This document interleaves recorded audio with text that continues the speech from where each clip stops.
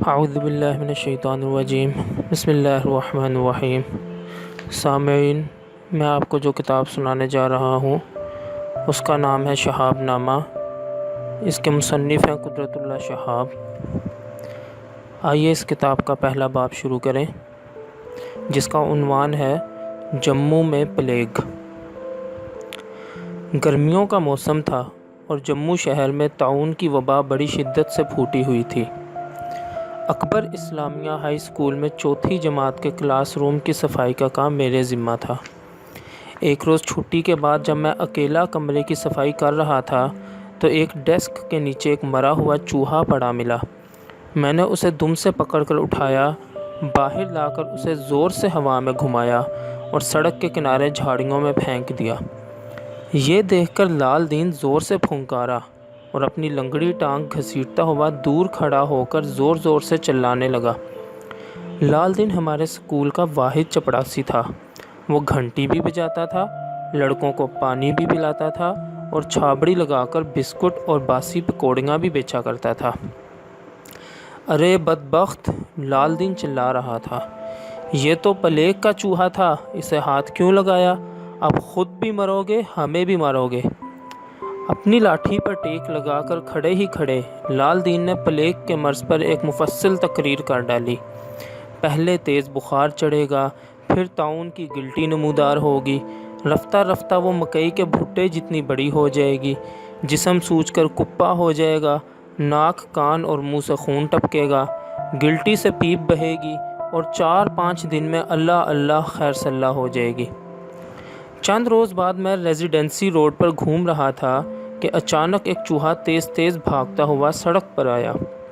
کچھ دیر رک کر وہ شرابیوں کی طرح جھوم جھام کر لڑکھڑایا، 2-4 بار زمین پر لوٹ لگائی اور پھر دھپ سے اوندھے منہ لیٹ گیا۔ میں نے پاس جا کر اسے پاؤں سے ہلایا تو وہ مر چکا تھا۔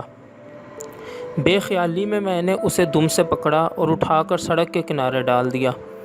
چند راہگیر جو دور کھڑے یہ تماشا دیکھ رہے تھے پکار پکار کر کہنے لگے، پلیگ کا چوہا، پلیگ کا چوہا، گھر جا کر جلدی نہاؤ ورنہ گلٹی نکل آئے گی۔ ان لوگوں نے بھی پلیگ کی جملہ علامات پر حسب توفیق روشنی ڈالی اور میرے علم میں خاطر خواہ اضافہ کیا۔ ان دنوں جموں شہر میں ہر روز 10-10، 15-15 لوگ طاعون سے مرتے تھے۔ گلی کوچوں میں چاروں طرف خوف ہی خوف چھایا ہوا نظر آتا تھا۔ گاہک دکانوں کا کنکھیوں سے جائزہ لیتے تھے کہ کہیں بوریوں، ڈبوں اور کنستروں کے آس پاس چوہے تو نہیں گھوم رہے۔ دکاندار گاہکوں کو شک و شبہ سے گھورتے تھے کہ ان کے ہاں پلیگ کا کیس تو نہیں ہوا۔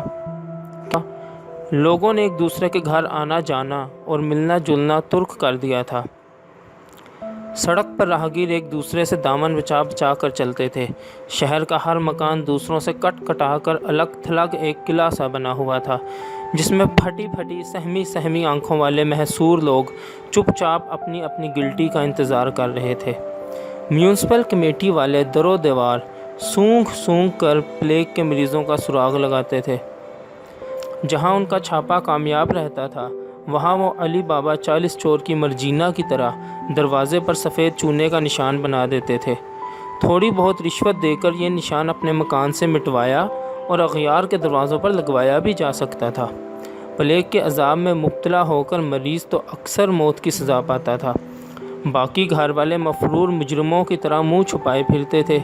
ایک دوسرے سے ہاتھ ملانے کا رواج بھی بہت کم ہو گیا تھا، لوگ دور ہی دور سے سلام دعا کر کے رسم مروت پوری کر لیتے تھے۔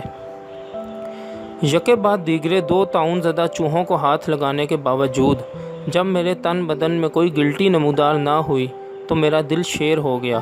اپنے ارد گرد سہمے ہوئے ہراساں چہرے دیکھ کر ہنسی آنے لگی اور ان کی بے بسی سے شہ پا کر رفتہ رفتہ میرے دل میں خوف کی جگہ نئے نئے منصوبے سر اٹھانے لگے۔ رگو ناتھ بازار میں حکیم گوران دتا مل کی دکان تھی۔ ایک روز حکیم صاحب اپنی کرسی پر اکیلے بیٹھے اپنی ناک پر بار بار بیٹھنے والی مکھیاں اڑا رہے تھے۔ میں ان کے ساتھ لگ کر کھڑا ہو گیا اور گھبراہٹ کے لہجے میں بولا، حکیم صاحب پلیگ کی دوا چاہیے، بہت جلد۔ پلیگ کا نام سن کر حکیم صاحب چونکے اور ڈانٹ کر کہنے لگے، چھاتی پر کیوں چڑھے آتے ہو؟ دور کھڑے ہو کر بات کرو، کس کو پلیگ ہے؟ میں نے روئی کا گولا ٹنکچر آیوڈین میں تر کر کے ایک میلی سی پٹی کے ساتھ اپنے بغل میں باندھا ہوا تھا۔ میں کھسک کر حکیم صاحب کے اور بھی قریب ہو گیا اور آستین میں سے بازو نکال کر اپنی بغل معائنہ کے لیے ان کے منہ کے قریب لانے لگا تو ان کی آنکھیں خوف سے ابل کر باہر کی طرف لڑک آئیں۔ حکیم صاحب بوکھلا کر اتنے زور سے اٹھے کہ کرسی کھٹاک سے الٹ کر پیچھے کی طرف گر گئی۔ دکان کے اندر دور کھڑے ہو کر وہ چیخنے لگے، یہ دکان ہے دکان، چھوت کی بیماریوں کا ہسپتال نہیں، فوراً باہر نکلو اور ہسپتال جا کر حاضر ہو جاؤ ورنہ بلاتا ہوں ابھی پولیس والوں کو۔ حکیم صاحب کی میز پر گلقند کا مرتبان پڑا تھا۔ میں نے جلدی جلدی ڈھکنا اٹھایا اور شیرے میں لت پت گلقند کی ایک مٹھی بھر کر دکان سے باہر چلا آیا۔ حکیم گوران دتہ مل کا ایک خاص وصف یہ تھا کہ وہ دکان کی کوئی چیز ضائع نہیں ہونے دیتے تھے۔ ایک بار روغنے بادام کی کھلے منہ والی بوتل میں مردہ چھپکلی نظر آئی۔ حکیم صاحب نے چمٹے سے پکڑ کر اسے نکالا اور کچھ دیر تک اسے بوتل کے منہ پر الٹا لٹکائے رکھا تاکہ چھپکلی سے ٹپکتے ہوئے بادام روغن کے زیادہ سے زیادہ قطرے بوتل میں واپس گر جائیں۔ حکیم صاحب پر اس کامیاب بلیک میل نے میری ہمت بڑھائی اور حوصلہ بلند کر دیا۔ لوگوں کی باتیں سن سنا کر دیواروں پر لگے ہوئے محکمہ حفظان صحت کے ہدایت نامے پڑھا کر اور پھر خود اپنی روشنی طبع کو خوفناک حد تک بروئے کار لا کر میں نے پلیگ کی علامات، کوائف اور نتائج پر خاصی طویل اور ہولناک قسم کی تقریر ازبر کر رکھی تھی۔ اسے اکا دکا لوگوں پر آزمایا تو نتیجہ خاطر خواہ پایا۔ اچھے صحت مند اور وزادار قسم کے بزرگ پلیگ کے ذکر اذکار پر کسی نہ کسی منزل پر پھسل جاتے تھے اور دفعتاً ان کے متین و فتین چہروں پر تہمات کے کالے کالے کوے بڑے زور و شور سے کائیں کائیں کرنے لگتے تھے۔ ان موقعوں پر مجھے کامیابی و کامرانی کا وہ نشہ سرشار کر جاتا تھا جو قوالوں کی پارٹی اس وقت محسوس کرتی ہے جب ان کے کسی بول پر کوئی بے اختیار اٹھ کر حال کھیلنے لگ پڑے۔ باقی انشاءاللہ اگلی ویڈیو میں۔